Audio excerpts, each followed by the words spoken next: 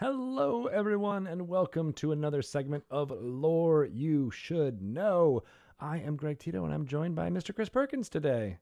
Hello. Hi, Chris. How are you doing in your home office?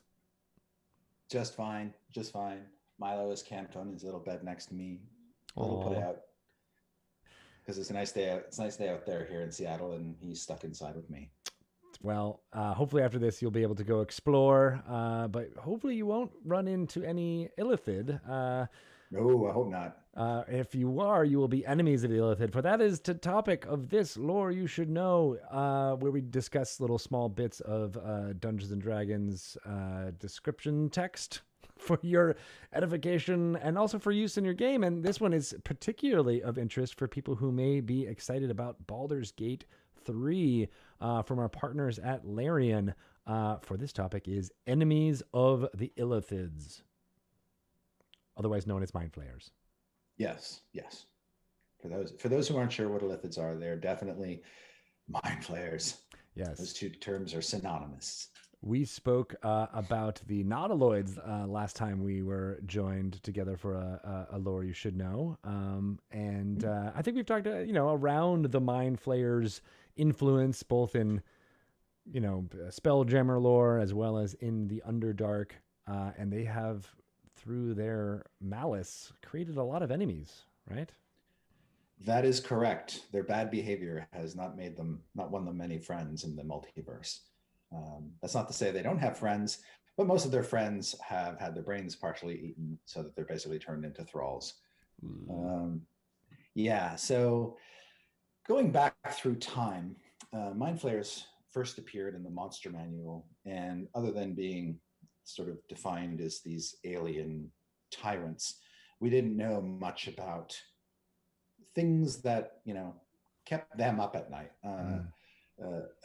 Enemies that they had made along the way. It really wasn't until second edition. Well, that's not true.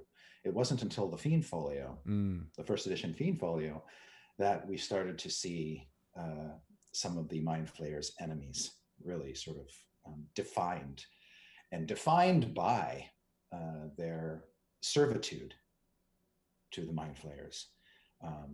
Those enemies, of course, were the Githyanki and the Githzerai, these two uh, formerly united peoples that were enslaved by the Mind Flayers, transformed by the Mind Flayers, and escaped from the yoke of slavery to basically define their own existence in the multiverse. Now, the Githzerai, even though they hate the Mind Flayers for what they did, have basically retreated. And although they will kill Mind Flayers on sight, they don't go on some sort of jihad-like quest to annihilate them all. Mm. The Githyanki, on the other hand, are driven absolutely by the destruction of Mind Flayers throughout the entire cosmos, and have taken up their swords and basically bent their whole society toward this end. They hate the Mind Flayers with a vehemence that few other creatures can really understand, Mm. having not gone through the torturous experience of being basically enthralled to them. So the first one I'd like to touch on are the Githyanki, because they are really the bane of the Mind Flayers' existence right now. They're former. So they were the Gith, and then they were transformed. So what was Yes, that process like? Because that might fuel a lot of their hatred, right? exactly. So the Githyanki and the Githzerai, which were first described in the first edition Fiend Folio and created by fantasy and science fiction novelist Charlie Strauss, um, they were one people, very human-like, possibly human, enslaved Oh, by the Mind Flayers.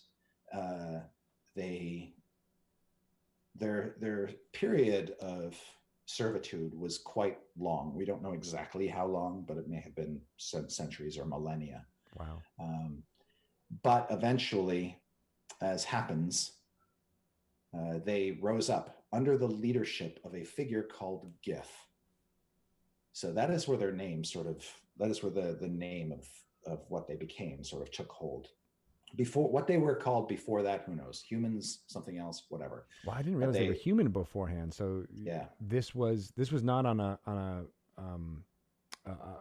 the Forgotten Realms, right? This was in correct. A part of the Spelljammer kind of greater multiverse, right? Well, Spelljammer didn't exist back when the Githyanki and Githzerai were created for first edition.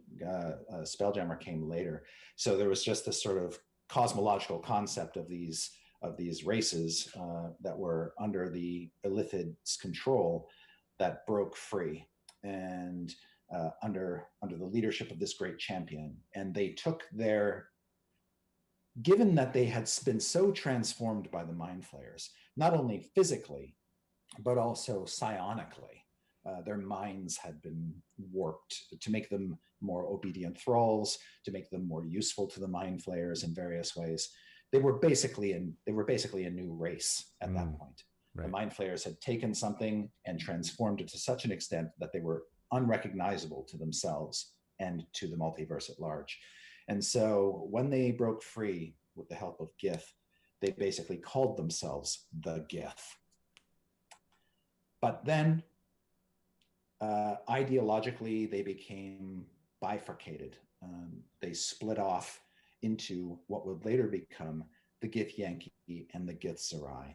And some of that polarization was caused by a philosophical rift about where the species should go next. Basically, the ones of sort of evil, tyrannical, malevolent bent, the ones who in many ways are as bad as their Mind Flayer creators, became the Githyanki, which is not to say all Githyanki are of that sort of evil bent, but most of them are. They are themselves driven by evil goals, and they made pacts with red dragons and other evil creatures to sort of increase their power. Never again would they fall under the sway of the Mind Flayers, and the way they would ensure that is to wipe the Mind Flayers out. But as you know, when that is your mindset, it tends to lead to other evil behaviors. You start to lose your moral rudder. And the Githyanki withdrew to the astral plane, which is this place where they don't age, and basically set up havens throughout it, and then started to conquer large swaths of it to protect themselves from anything else that they perceive as an aggressive force. And pretty soon, that perception started to be anything else. Anything that was not Githyanki. Exactly. Yeah. And so that sort of behavior took hold of them, and that has basically defined their existence. And so Githyanki live by the sword, they die by the sword. To raise their young, they set up creches on material worlds like the Forgotten Realms, like Greyhawk, where their young can be raised, where they can grow into adulthood, and then be taken back to the astral plane to be sent on rites of passage missions. Hey, you cannot be a Githyanki, cannot be considered a Githyanki warrior until you have made your first Illithid kill.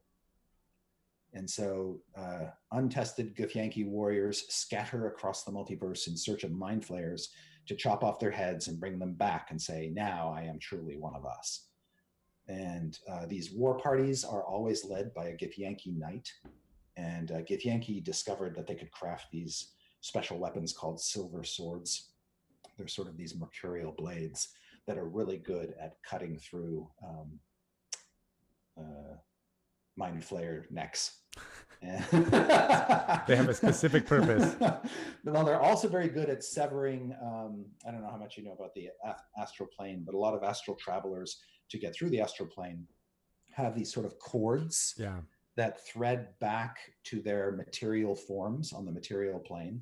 It's like you're astral projecting, basically. I always think of Donnie Darko, the movie Donnie Darko, with that kind of connection.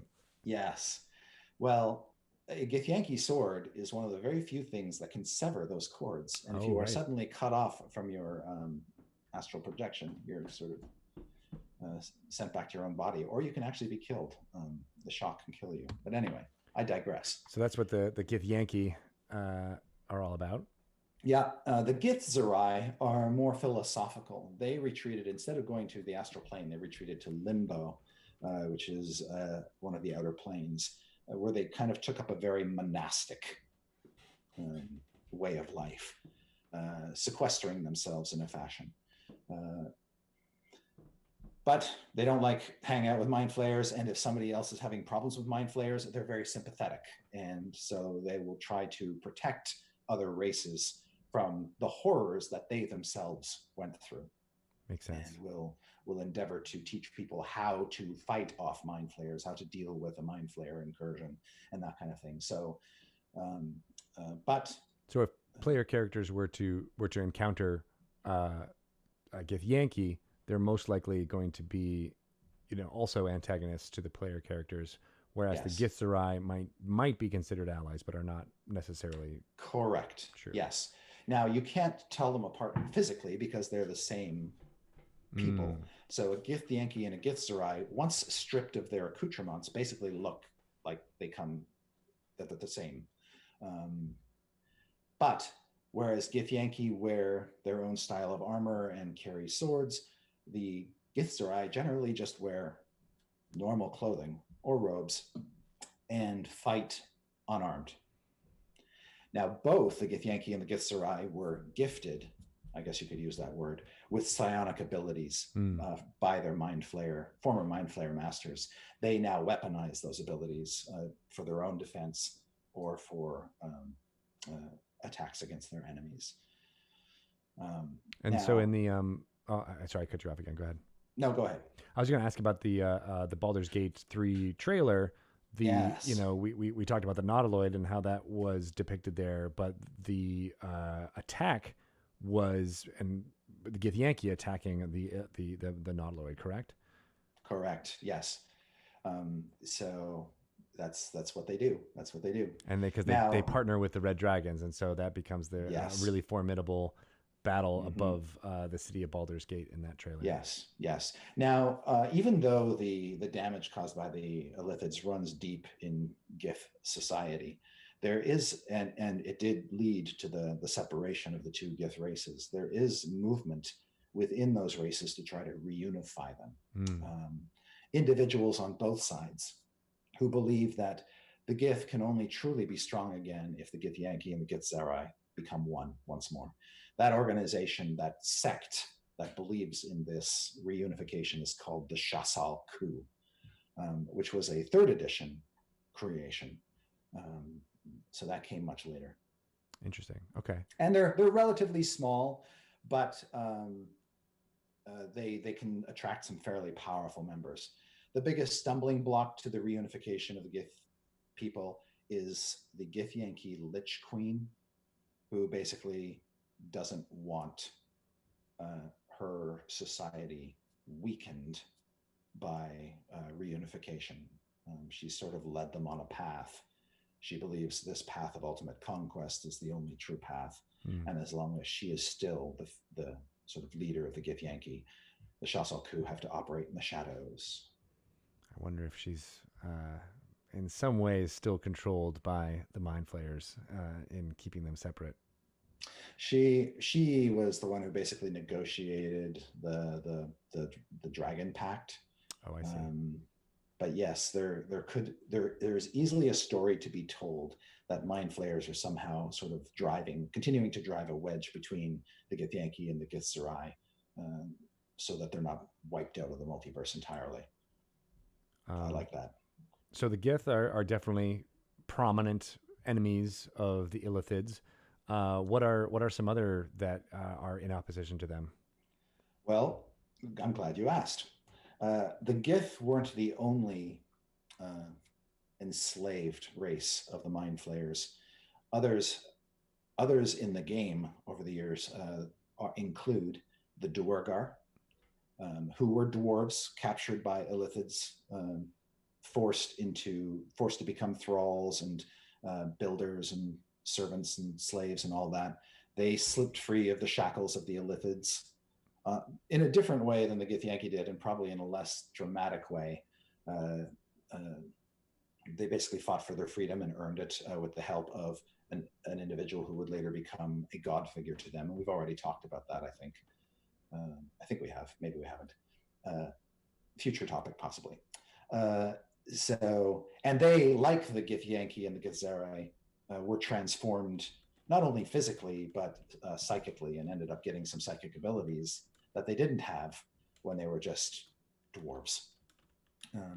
And like the Githyanki, Duergar society kind of went dark as opposed to light.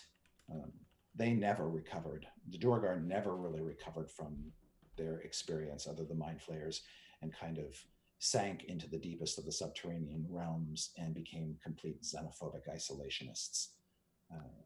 Now, another race, so Githyanki, Githzerai were not the only sort of human-like race that was that became enemies. The Kuo-Toa is another one. They used to be humanoid, more or less humanoid, and devolved after breaking away from the Illithids. Now, in the case of the Kuo-Toa, I think the Illithids were happy to let them go, because their experiments on the Kuo-Toa resulted in insanity, and the Kuo-Toa became basically useless to them as thralls or slaves. So they were kind of cast off. But Kuo-Toa still live in grave fear of mind flayers, and generally don't like them. They'll attack a lone mind flayer if they think they can kill it. They will flee from a conclave or colony of mind flayers out of sheer fear, unless they're so insane that they think they can take it out. They might not even believe that it's a mind flayer that's real. That's and true. So they might even just ignore it, right? Because it's possible. Yeah, you have really no way to know how the Kuo-Toa will react under the way their minds have been so twisted up. And that's due to the psionic kind of experimentation that was done on them, right? That is correct. Their insanity is a product of that experimentation. The greatest of the mind flayer enemies, once you put the Githyanki aside, are the races we know and love: humans, elves, dwarves. In particular, humans. Now, humans, as we know, are can be just as unpredictable and crazy as Kuo-Toa. And some of them will think that they can negotiate with mind flayers or treat with them to gain, psionic abilities, and subject themselves to allowing mind flayer rule because they're lazy, and they would just as soon serve a tyrant than make up their own mind. But by and large, human race greets mind flayers with hostility, and will hunt them to extinction given a chance, because nobody in their hearts really wants to be turned into a thrall or treated like a hot snack. How, and maybe just pertaining to the Forgotten Realms, like how well known are mind flayers on the surface, say in a city like Waterdeep or Neverwinter? I'm glad you asked. In the Forgotten Realms in particular, which is a fairly advanced magical medieval society, mind flayers are known. They are widely feared, although most people haven't met one. So they have a sort of boogeyman-like quality insofar as people fear them irrationally, because chances are the mind flayer is not going to eat your brain. You'll be perfectly safe for the most part in Waterdeep. And most people will go through their whole lives without having anything close to an Illithid encounter. But people know that they exist, and for the most part, and take comfort only in the fact that the stories they hear about mind flayers suggest that they live in distant, dark places, be it the underworld or the Underdark, I should say, or they come from other planets and just appear rarely. Occasionally. That makes sense. So it's more of a like, the boogeyman will get you, rather than a like, this is a common threat that you need to be worried about. Yes. Yeah. You don't have to necessarily raise your kids to watch out for nautiloids swooping over the city and things like that. But if you want them to do their chores, you have to say like, "Hey, the mind flayer is going to come get you if you don't." Yeah, or if you don't want them to wander off into some spooky forest or something, Right. You could do worse than tell your kids there are mind flayers who live in the darkness there. Makes sense. But how much do people know about Duergar and Gith, for example? That is actually a case where they probably know less about those races than they do about the mind flayers. Mind flayers are scary, so they're worth mentioning. Your common folk probably, unless you're a dwarf, you probably don't know a whole lot about Duergar. And if you're a dweller on any material plane, you may not know anything about the Githyanki and the Githzerai. And so stumbling upon a creche, you might think, oh, these are just, Dragonborn or red dragon eggs or things like that. Githyanki are very, very clever about hiding their creches. If you stumbled upon a creche, you've done something quite out of the ordinary. It means that the Githyanki were surprisingly incautious in their decision about where to put the creche, because they don't typically make their creches anywhere where humans, elves, dwarves, or other people are likely just to blunder upon it. So it'd be underground or hidden through magical means. Yes, or tucked away in some remote mountainous location, which is basically inaccessible unless you can fly. This is kind of answering a question that was in chat. What's the life cycle of the Gith? Is it you said they were once human, so is it live birth or is it eggs? So I'm glad you asked, because we have vacillated on this. Yes. There have been sources in the past that say, Gith have live births, and we've had sources in the past that said Gith lay eggs. You're checking the most recent monster manual to make sure that we've got the up-to-date information to figure out what we actually decided on, because this was when we were putting together the 5th edition monster manual, we used the past to guide us, and if something was true in every edition, we basically carried that forward. But if there was variance, then it would become a conversation. And yeah. Dun, dun, dun, dun, dun. Maybe we don't talk about it in here. Maybe we talk about Is it in Volo's Guide to Monsters or Mordenkainen's? I don't think so. It may be that we stay silent on it in the core book. That's a fine question. Well, I'm happy to. So here it is in Mordenkainen's. I know we talk about mind flayers in Volo's Guide. We expand upon them, and we do actually talk about the Githyanki conflict in Mordenkainen's. We're making this all happen. Murdy's Term of Furs. Murdy Curdy's Term of Furs. Murdy Curdy. Gith. Yankee. 85. I think you had it right in that. I don't know if you had decided. Yeah. Do what you want. So I was going to follow up and ask how big you thought, if they did come from eggs, how big do you thought those eggs would be? They wouldn't be big. They wouldn't be? No. So about ostrich egg size? I'm trying to think about how big an ostrich egg is. Off the top of my head, I don't know. Right? Like this. But it's got to come out of a Githyanki, so think about that. I don't know if we always enter into this problem when we enter into life cycle questions about monsters. So, and what I sort of envisioned that if there is anything even close to a Githyanki egg, it's probably more like a sack, like a semi-flexible, leathery kind of egg, as opposed to something sort of hard-shelled. Right, because they're not reptilian. Correct. And I think that the sack is probably would then be just sort of sloughed off or sort of sliced through, so that the offspring could emerge fairly easily. They don't like Githyanki offspring wouldn't have talons or beaks or anything else to sort of tear their way through a hard shell.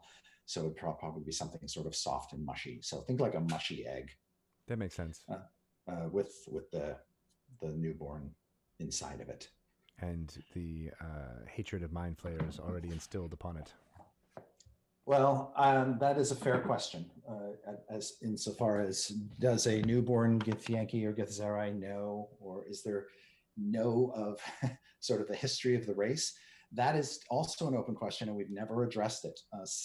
We're talking about a psionic race. Yeah. So is it conceivable that a psionic parent could psionically imbue that information or imprint it in some way upon the unborn child? That is a very interesting concept. But what it means is that, yes, you basically have younglings who have imprinted on their psyches this history of which they were actually never a participant of. There's precedent of that in nature, of course. There are some breeds of birds, for instance, that do that. And that's an interesting concept. But what it means is, if you're playing a Gith character, that you have to sort of wrestle with that imprint on your psyche, and then decide for yourself, am I going to behave as I have been bred, or am I going to behave according to my own moral compass? Yeah. And let's hope everyone out there is playing a character on the good spectrum who is there to smite tyranny and have justice for all. Yes. All right. So, enemies of the Illithid. There are a multitude. I'm glad I can say I am at least some type of Githyanki warrior, and that I have the head of a mind flayer on my as a trophy on my wall. Excellent. Taken with your silver sword, no doubt. Exactly. So I have an affinity to the enemies of the Illithid for sure. And you'll be able to experience some of that story for yourself with Baldur's Gate 3. There is a character of the Githyanki. I think as one of the those you meet, and you'll be learning a lot more about Baldur's Gate in the weeks to come, and even maybe some things will be revealed, not necessarily about Baldur's Gate, but about Dungeons and Dragons in general at D&D Live. Exactly. We're really excited about that. And if you're outside, and you see a Githyanki war party, don't necessarily assume that they're coming for you. They might be doing you a favor. Even though they might be riding some red dragons at the time. Well, yeah, I'd watch out for the red dragons. Always a nasty bunch. Excellent. Thank you, Chris. If anybody had any follow-up questions, how can they ping you on Twitter? Yeah, I'm on Twitter at Chris Perkins D&D. Excellent. Awesome. Well, thanks a lot. We'll be back with some more lore you should know in Dragon Talks to come. Thanks a lot. Cool. I thought we were going to get through that one fast and be like, oh, we can do one on the Duergar, but here we are, only 13 minutes left. So I don't want to try to squeeze one in before Betamin Plays starts. Want to give some time to those guys to get ready and start their show. Sound like a plan? I like it. Awesome. Thanks a lot, Chris, for calling in. And I'm excited about D&D Live and all the games that you will be running there. Yes, I think I'm really I'm scared, but in a good way. That's true of all the performances, though, right? True. Yeah, and I hope that we have all kinds of fun and shenanigans, and we're going to come out of it with a lot of fun stories. For sure. And it's definitely going to be different. Not doing it around the table, in person, but you've got a lot of experience with running games through webcam. So, I used to have a lot of misgivings about that, but that's all gone now. I actually rather enjoy the format and the venue, if the technology is not misbehaving for some strange reason. Right. Once you can kind of let that go, and it's just people talking to each other. I mean, that's what D&D is. Yes. Right? Yes. So you'll need some sort of plan if, like, for some reason, I lose power to my house or something. You've jinxed it again. I will always remember during the descent last year how the power went out in the middle of a pretty dramatic moment. I remember that very much so, and it's actually been mentioned by a few people on Twitter and stuff that they're cautioning me that we should probably, given my nature and how I seem to knock out the power in places that whenever I'm running games now, it's probably just wise. Got to have a battery backup. That's the way to do it. Yes. Yeah. Or just some screen you can just sort of switch to. Yeah, like Shelly did earlier today, where she went to her phone immediately. So maybe that's what we'll have to do. But we'll have all that taken care of so that we can just concentrate on the fun storytelling and the amazing people that you're going to be playing with. We have brought together an amazing bunch of people. Yeah. David Harbour, I'm excited to see him roll some dice. I know he said Me too. Particularly wanted to play with you. Oh, that's very nice. Yeah. I will be a gracious DM for David Harbour. Either that or you'll kill him in the first 5 minutes. No, I wouldn't do that. Awesome. You know me. I'm the nicest DM on the planet. Right. Next to Matt Mercer. That's all a lie. That's a lie. I can't even say that with a straight face. I know. We said it on our live stream from last week. You were going to get the nicest DM award. That's right. Yes. Are we handing out any awards? Like, will people get awards at the end of this thing? Like, you were the best bard, or like superlatives, from high school. Exactly. You killed the most X. Not a bad idea. Maybe we should. We'll get together something like that. We'll did the most damage. Miniature awards to everyone, or some fun stuff. You rolled the most ones. You deserve it. You fought through it through bad luck. I think some bogus silly trophies would be kind of a fun little ad. We'll make it happen. I love it. Or it could be a vote thing. Like, hey, after all the events, just have fans vote and say, worst die roller was. Best ability to roll with bad punches there. Exactly. Yes. Yeah. Cool beans. All right. Well, we'll work on that. We'll get some trophies made up and start throwing them everywhere we can. Make sure they're made of chocolate. I want to be able to eat mine. Cool. All right. Well, thank you so much, Chris. As always, I'm excited and hope you enjoy the rest of your weekend. Give some hugs to Milo for me. I will do that. Thank you. You have a great weekend as well. Awesome. Everybody else too. Bye, everybody.